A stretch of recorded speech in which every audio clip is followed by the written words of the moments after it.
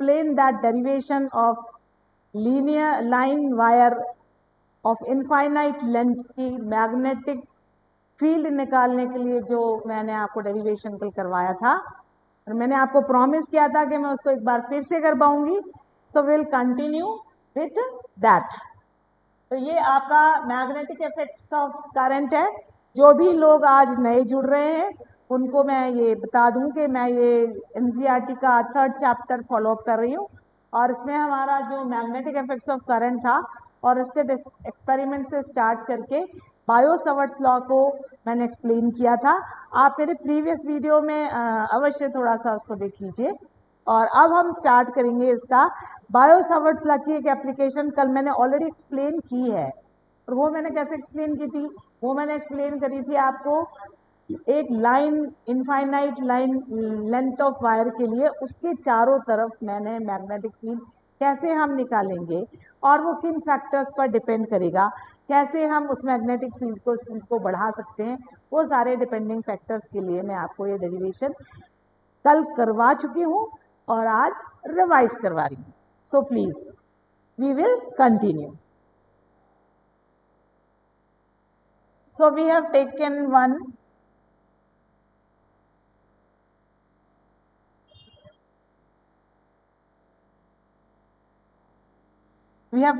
one wire of infinite length. It is not necessary said that it should be straight. It is of infinite length. Okay, and this wire was carrying I current, and with this current there was so many small elementary portions. This wire is composed of so many elementary portions and we have taken a point P somewhere here. So that point which we have taken and that point was at a distance R and from here to here the distance was A. This angle which IDL, because this length is DL, okay. So IDL is making an angle theta. IDL is making an angle theta, clear? And this angle is coming here as phi. This angle was of 90 degree. You can name that triangle, any name you can give, and we will continue now.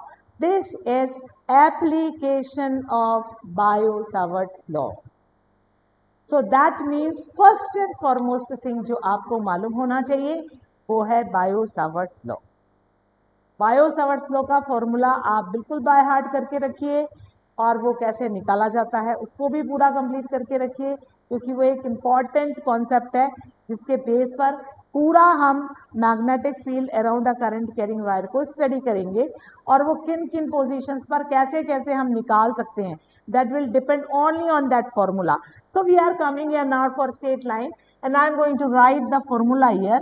dB equals to mu 0 upon 4 pi IDL sin theta upon what is the distance? A square. ये distance लेना है हमको. Okay, that is the distance should be between current element and P. ये जो आपने L लिया है and this is at a distance L from this portion. And I have explained you yesterday that when we are going to find out this dV, we are calculating only for this small portion, only for this small portion. सिर्फ इस छोटे से हिस्से के लिए हम निकाल रहे हैं, लेकिन हमारा वायर तो इनफाइनाइट लेंथ का है. अगर ये वायर हमारा इनफाइनाइट लेंथ का है तो फिर हम कैसे इसको निकाल पाएंगे? और आप देखो इसमें अगर हम फाइनाइट लेंथ भी माने तो ज़्यादा से ज़्यादा ये वेरिएशन लेंथ का फाई के टर्म्स में निकाल सकते हैं हम.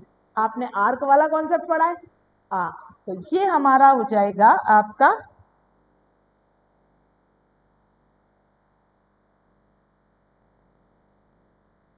No problem. ये मैं एक बार फिर से आपको बता देती हूँ. ये डिस्टेंस था, ये dl था, ये हमारा a था, ये r था, ये फाई है, ये l है, ये हमारा है फाई 1, ये हमारा है फाई 2. फाई 1 ले लीजिए, एक माइनस है और एक प्लस है. ये मैंने डायग्राम बनाया था, by mistake it has moved from there. No problem, we can just do it once again. Mu 0 upon 4 pi I dl sine theta upon a square है। टेक्नोलॉजी है, कुछ ना कुछ तो अपना चेंजेस दिखाएगी। So like that, this is angle theta. Okay. Now I am asking you this length on which I current is just existing, that is infinite. Suppose we want to find out for finite length. When we have to find out for finite length, we can apply the limit. Limit किसकी लगाओगे? Variation किसके terms में आएगा? Phi के terms में आएगा, क्योंकि ये फाई ही हमारा जो है डीएल पर कॉन्सेंट्रेट कर रहा है। लेंथ की कहां से कहां तक चला जाएगा? -φ1 से +φ1 तक। ओके, तो फाइनाइट हो जाएगा। और अगर हमको इन्फिनिटी लेना होगा तो फिर हमें इसका स्पेशल केस लगाना पड़ेगा, जो मैं आपको समझा दूंगी। नाउ अब आपको ये ट्राइंगल कंसीडर करना है। Simple, this triangle, this is length L, okay, this is our phi, this is our theta, okay, this is our r, clear? ये हमारा था dl part, clear? Now we will find out, this is 90 degree, sorry, this is 90 degree. In this triangle, ये जो triangle है, ये जितनी भी values हैं dl साइन थीटा ए, जिनको हम फाई के टर्म्स में कन्वर्ट करना चाह रहे हैं, वो सिर्फ इसी ट्राइंगल पर डिपेंड करेंगे। You just see what we will do, we will separately calculate the value of dl, we'll separately calculate the value of sin theta, we'll separately calculate the value of a square in terms of phi, we'll substitute it and then we will integrate within limits -φ1 to +φ1. So here we are coming to now, suppose this is theta plus phi plus 90 equals to 180 degree, and now you see you will get theta plus phi equals to 90 degree, okay, and theta equals to 90 minus phi. So if theta comes in terms of 90 minus phi, we are having sin theta here. So that sin theta को हम sin 90 minus phi के रूप में लिख सकते हैं। ठीक है, थोड़ा सा अगर हम ट्रिग्नोमेट्री पर फोकस करें तो sin 90 minus phi की वैल्यू cos phi होती है। Just you see, we have converted this sin theta in terms of cos phi, because our integration has to be done in terms of phi only. Now we will come to the next part here. Now we will just come to next part here. We have to find out the value of dl. We have to find out the value of dl. So we will take here L upon sorry. We have to find out the formula for L upon R equals to, we are getting here 10 phi. L upon R, we are getting here as 10 phi.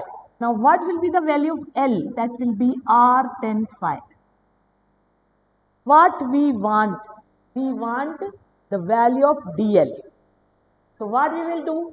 We will differentiate it with respect to phi, and we are getting here r sec square phi. So again we are coming to trigonometry. 10 phi ka differentiation. So you will get the value of dl, and this value of dl will become r sec square phi d phi. Clear? Now this is over. This is over. We are left with A. We are left with A. Now we will again take the figure here, and we will find out that R upon A equals to, this R upon A equals to cos phi. This is base and this is hypotenuse. हो गया? यहाँ से हम a की value अगर निकालेंगे तो r upon cos phi equals to a आ रहा है. So now you see the condition. हमको यहाँ a की वैल्यू मिल गई, हमको यहाँ साइन थीटा की वैल्यू मिल गई, यहाँ हमको dl की वैल्यू मिल गई. So is that clear? All these values we are getting and all these values are coming in terms of phi now. Now what will be our next step? हमारा दूसरा step क्या होगा? हमारा दूसरा step है हम इसको सब्स्टिट्यूट करेंगे इस वाले फॉर्मूले में. तो सब्स्टिट्यूट करेंगे, जब हम इसको सब्स्टिट्यूट करेंगे तो आपका फॉर्मूला देखिए, dB equals to mu 0 upon 4 pi I. ये तो था, ये सारे टर्म्स कांस्टेंट है, हमें इसे कहीं चेंज नहीं कर सकते, हम इसे कहीं इंटीग्रेट नहीं कर सकते. So we leave them as it is, but we will substitute the value of dl. That is r sec square phi d phi. We have to substitute the value of sin theta, cos phi. We will substitute the value of a. This a can be here r sec phi. So we'll put here r square sec square phi. Is that clear? Now what else gets cancelled? You see here, ये term गया इसके साथ और ये square गया इसके साथ, दो चीजें कट गई. हमारे पास देखिए क्या बच रहा है. अब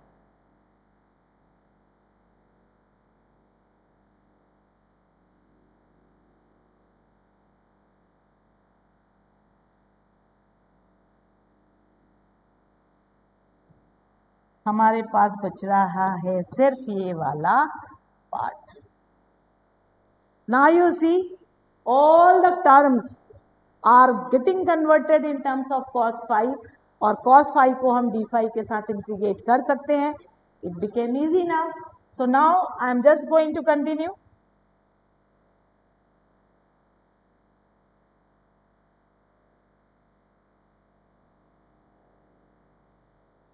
आपको समझ आया? क्लियर है? So then we are coming to, we will integrate now. Integration of dB equals to mu 0 upon 4 pi I upon r integration of cos phi d phi. What should be the limit? It will be minus phi 1 2 plus phi 1, क्योंकि हमने यहाँ limit कौन सी डाली हुई है? हमने limit यहाँ पे डाली है minus phi 1 2 plus phi 1. Okay, clear है? यहाँ तक क्लियर है? अब आपको मालूम होना चाहिए कि cos phi का इंटीग्रेशन क्या होता है. That is minus cos phi. No problem, will just substitute mu 0 upon 4 pi I upon r. It will be minus, it will be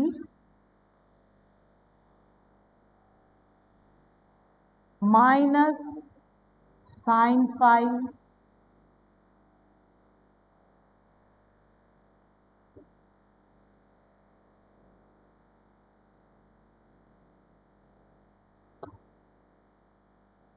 it will be minus sin phi minus phi 1 2 plus of phi 1.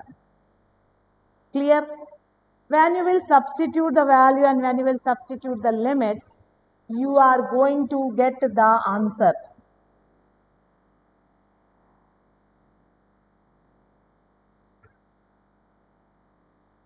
What answer you are going to get? You will get b equals to mu 0 upon 4 pi I upon r. Okay, and it will be sine of phi 1 plus sine of phi 2. ये आपका final relation है magnetic field to calculate magnetic field around a current carrying wire which is of finite length. शुरू किया था हमने infinity से और मैं यहाँ पर आपको फॉर्मूला लेके आ रही हूँ फाइनाइट लेंथ का। लेंथ की लंबाई फिक्स्ड है तो हमारा ये फॉर्मूला आ रहा है, लेकिन हमने तो उसको कहाँ से शुरू किया था? हमने इसको शुरू किया था इनफाइनाइट लेंथ के लिए, लेकिन हम इनफाइनाइट लेंथ पे तो नहीं आ रहे हैं। तो अगर हम इनफाइनाइट लेंथ पे नहीं आ रहे हैं, that means we have to find out that reason कि हम इसको फाइनाइट लेंथ पर कहाँ से लेके आए, हम इसको फाइनाइट लेंथ पर कहाँ से लेके आए। क्लियर? तो हम उसके लिए जब आ रहे हैं तो आप देखिए, इसको मैं थोड़ा सा और आगे बढ़ाती हूँ। I am not changing the slide actually because this will come here. For finite length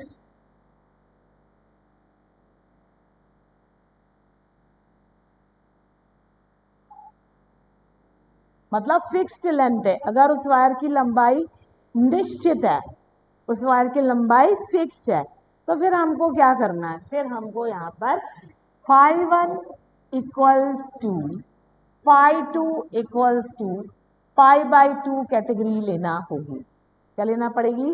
φ1 equals to φ2 equals to π/2। So now we are coming to B equals to mu 0 upon 4 pi I upon R sine of π1 π/2 plus sine of π/2. What is the value of π/2? That means it is 90. And what is the value of sine 90? It is 1. It is sine π/2. Sign π/2 जब भी हम कभी भी infinity लेते हैं तो हमेशा हमको वो लंबाई, वो जो एंगल है, पाई का जो एंगल है, हमको 90 लेना होता है। ये आपको ध्यान रखना पड़ेगा। और फाइनाइट लेंथ का वायर जब भी हम लेंगे तो दैट लेंथ, और जो इनफाइनाइट लेंथ का वायर जब हम लेंगे तो जो एंगल है φ1 φ2 उनकी वैल्यू 90 हो जाएगी और साइन 90 की वैल्यू 1 होती है। तो हमारे पास फॉर्मूला आ रहा है mu 0 upon 4 pi I upon R. It will be 1 plus 1. So then we are coming to the final formula of this. This will be B equals to mu 0 upon 4 pi 2I upon R. So this way we will be completing our part, and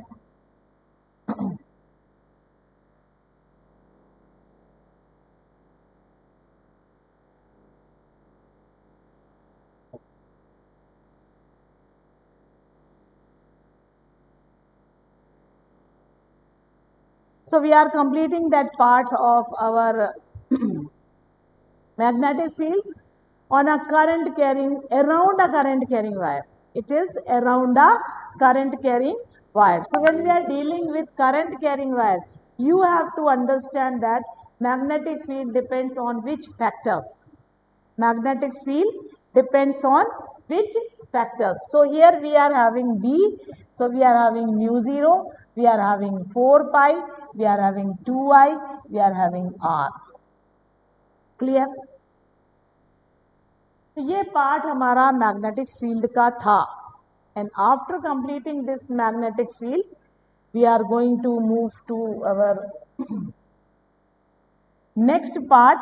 now for this some more special cases are there. Some more special cases are there. What are the special cases? One case is that our wire is of finite length. Now second special case, we are having the wire and the one side it is infinity, but one side it is having a point P. It is the one end of the wire. So when we are again having this formula, B equals to mu 0 upon 4 pi I upon R sine phi 1 plus sine phi 2. Okay, sin phi 1 plus sin phi 2, and this will become now mu 0 upon 4 pi I upon R. Now only the change which is going to be there, that will be in phi 1 and phi 2. So this is infinity, so that means it will become sin 90. This will be 0, so this will become sin 0. You are going to get mu 0 upon 4 pi I upon R. This will be mu 0 sin I upon R. तो ये आपके cases हैं. And now you see we have already studied that हमने magnetic field निकाला है एक infinitely long current carrying wire के. Magnetic field is a vector quantity. So when magnetic field is a vector quantity, आपको ये मालूम होना चाहिए कि उसके पास मैग्नीट्यूड है, जो हम ऑलरेडी बायो-सावर्ट लॉ के हेल्प से कैलकुलेट कर चुके हैं. लेकिन हमें अब चाहिए उस मैग्नेटिक फील्ड की डायरेक्शन. तो जो ये करंट कैरिंग वायर के चारों तरफ मैग्नेटिक फील्ड एग्जिस्ट करता है, उसकी डायरेक्शन हमारे पास क्या आएगी. So actually this is our wire, this is our direction of current, and we have to hold the wire in this format. Okay, so this is a suppose current carrying wire. So when this is a current carrying wire, the thumb is, if, क्या बोला मैंने, अगर thumb का direction इस wire में current के direction को indicate कर रहा है, that means if this thumb is indicating the direction of flow of current in a wire, तो फिर magnetic field will be represented by the curl of fingers. Magnetic field will be represented by the curl of fingers. ठीक, suppose it is, तो ये curl हमारी चली जाएगी ऐसे, और अगर कर्ल ये ऐसे घूमकर गई है तो it is should be very clear, ये एंटी क्लॉकवाइज डायरेक्शन में मूव करेगा. ये एंटी क्लॉकवाइज डायरेक्शन में करेगा. ये बायो-सावर्ट लॉ में एक और कॉन्सेप्ट है, वो भी मैं बताऊंगी. और अगर हमारा करंट कैरिंग वायर, अब आपको एक चीज और बताऊं, जो हमारा बायो-सावर्ट लॉ है वो वेक्टर फॉर्मेट में है, वो हमारा वेक्टर फॉर्मेट में है. अगर बायो-सावर्ट लॉ वेक्टर फॉर्मेट में है तो उसमें एक और कॉन्सेप्ट है जो आपको ध्यान रखना है, क्योंकि आप देखो उसमें क्या हो रहा है कि हमने लिया है आइडियल क्रॉस आर्क.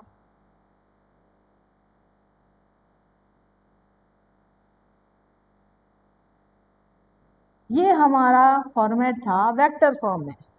तो आपको ये भी मालूम होना चाहिए कि आइडियल, इसमें आइडियल आपको बहुत ज़्यादा इंपॉर्टेंट कॉन्सेप्ट है. You have to remember that ये है हमारा ideal, and this ideal actually it is called current element. ये जो आइडियल है इसको हम क्या बोलेंगे,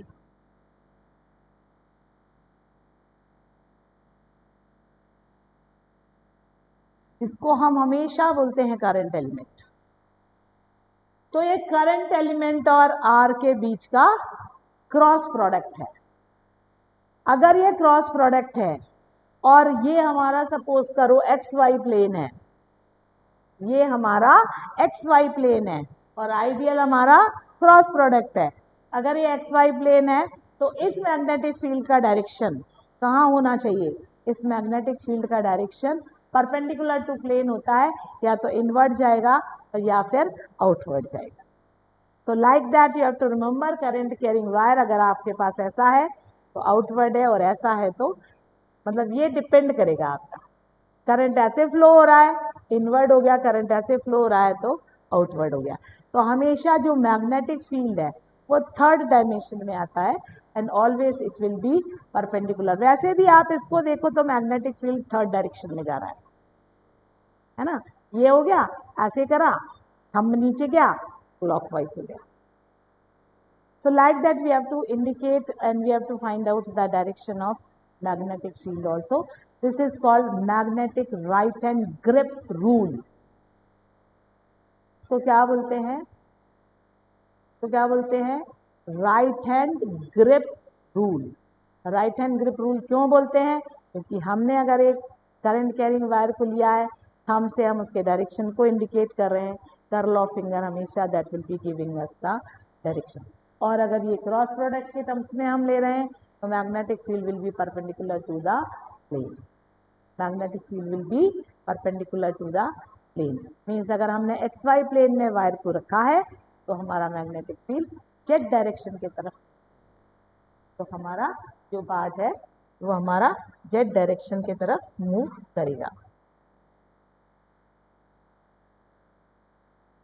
ओके, अभी आपने एक्चुअली फर्स्ट चैप्टर था हमारा कूलम्स लॉ, है ना, उसमें हमने पढ़ा था इलेक्ट्रिक फील्ड, वो इलेक्ट्रोस्टैटिक्स पे डिपेंड कर रहा था।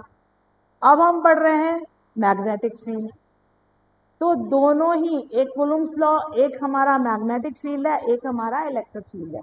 तो दोनों में कुछ ना कुछ समानता तो है कि दोनों इनवर्स स्क्वायर लॉ है, वेरी क्लियर, क्योंकि उसमें भी जो है inversely proportional to R square है, इसमें भी inversely proportional to R square है। फिर डिफरेंस कहाँ है कूलम्स लॉ में और हमारा जो ये लॉ दूसरा वाला है मैग्नेटिक फील्ड बायो-सावर्ट लॉ में? डिफरेंस क्या रहा है? आप देखो, जब हम इलेक्ट्रिक फील्ड का फॉर्मूला डिराइव करते हैं तो उसमें जो सोर्स चार्ज है वो होता है Q, क्योंकि जब हम इलेक्ट्रिक फील्ड का फॉर्मूला कहीं ना कहीं लिखेंगे तो 1/4 पाई एप्सिलॉन 0 Q/r² आता है। ये क्वेश्चन भी इंपॉर्टेंट है, ये क्वेश्चन आपका रीजन असर्शन में चला जाएगा, गारंटी क्वेश्चन रीजन असर्शन में चला जाएगा या एमसीक्यू में चला जाएगा। और जब हम मैग्नेटिक फील्ड का फॉर्मूला लिखते हैं तो ये हो जाता है μ0/4 पाई के and it is IDL R क्रॉस/r। ठीक है, मैं भी आर कैप हम लगा सकते ना। ये देखो आप, अगर हम इसका हटाते हैं ये पार्ट, ये वाला हिस्सा अगर हम इसका हटाते हैं DL आएगा और ये हो जाएगा साइन थीटा। अब आप दोनों में समानता देखो, एक तो दोनों के दोनों इनवर्स स्क्वायर लॉ है, ठीक है, दोनों नॉन कांटेक्ट फोर्स है, दोनों कंजर्वेटिंग बाय नेचर हो जाएंगे, ठीक है। अब असमानता देखो, आपको कुछ भी रटने की जरूरत नहीं है, तो क्या करना है, आपको दोनों फॉर्मूले लिखना है। ई का फॉर्मूला लिख लो तो इलेक्ट्रिक फील्ड, एक्चुअली वो मैंने पढ़ाया नहीं है लेकिन वो फर्स्ट चैप्टर का पार्ट है, आप लोग काफ़ी कुछ उससे तो जानते होंगे, और नहीं जानते हो तो मैं जब पढ़ाऊंगी तब आपको दोबारा एक बार समझा दूंगी। ये इलेक्ट्रोस्टैटिक्स का पार्ट है और उसमें हम इलेक्ट्रिक फील्ड निकाल रहे थे, और ये मैग्नेटिक फील्ड का पार्ट है जो मैंने अभी बायो-सावर्ट लॉ के हेल्प, जो इलेक्ट्रिक फील्ड निकाला था वो कूलम लॉ के हेल्प से निकाला था, जो मैग्नेटिक फील्ड निकाला है वो बायो-सावर्ट लॉ के हेल्प से निकाला। तो फर्स्ट डिफरेंस तो यही आ गया कि ये कूलम्स लॉ से ड्राइव किया है ना, और ये हमने कैसे ड्राइव किया है, बायो-सावर्ट लॉ से ड्राइव। अब सेकेंड डिफरेंस देखिए आप, सेकेंड डिफरेंस, इसमें ये डायरेक्टली प्रोपोर्शनल है और ये दो, इसके ये सोर्स एलिमेंट कहलाते हैं। ये सोर्स एलिमेंट क्यों कहलाते हैं? क्योंकि ये इलेक्ट्रिक फील्ड इसके कारण जनरेट हुआ था और मैग्नेटिक फील्ड इसके कारण जनरेट हुआ है। तो आपको ये चीज बहुत अच्छे से मालूम होना चाहिए कि इलेक्ट्रिक फील्ड का सोर्स एलिमेंट क्या है और मैग्नेटिक फील्ड का सोर्स एलिमेंट क्या है। So what is the source element for electric field? That is Q. And what is the source element for magnetic field? It is IDL vector. Okay? अब आपको एक और चीज क्लियर हो गई, ये स्केलर क्वांटिटी है, ये वेक्टर क्वांटिटी है। देखो, ये स्केलर क्वांटिटी है और क्योंकि हमने इस पर वेक्टर लगाया था, DL क्रॉस R किया था, तो ये वेक्टर क्वांटिटी है, ठीक है। तो अब हमारा दूसरा डिफरेंस क्या आ गया कि एक तो कूलम्ब्स लॉ से था, एक बायो-सावर्ट लॉ से डेराइव हुआ है।